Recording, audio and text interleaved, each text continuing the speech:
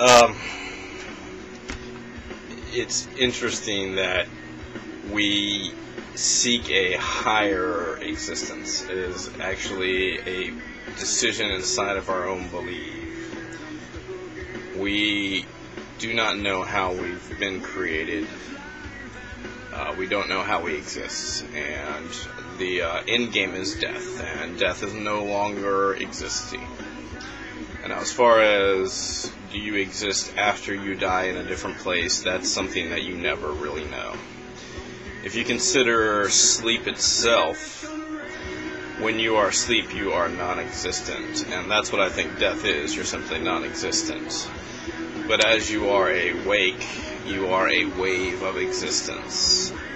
And as your wave of existence, a lot of times you try to come to grips with the reality of your death, of your life, of how the existence even is.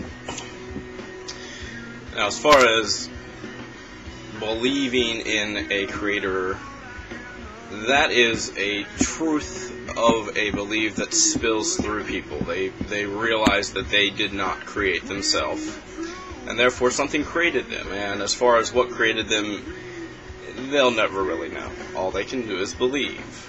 And that's where Jesus Christ comes into play. Jesus Christ is a decision made to help the people in the earth come to grips with their own existence and with decisions that they should be making in the existence. Now, Tommy, as far as a lot of the questions you have, they will never be answered. A lot of what you do is simply create doubt. Maybe one day when you figure out that you did not create yourself, you might seek a decision within yourself about what's going on with your existence. And that's where religion comes into people. Belief is extremely powerful. People want to understand what happens in their existence. Everyone has a different belief. Some people are completely lost, which is very blameless, and they seek a way to... They need a starting point. And that's where the Bible comes into play. Now, as far as God being good, God being bad, God being Jesus, all those are simply irrelevant to the greater decision of a belief, which is I am creation. I did not create myself. I am the womb. A lot of the discussions about Jesus Christ simply are there because people believe in his message. And the message of Jesus Christ is one that is decent.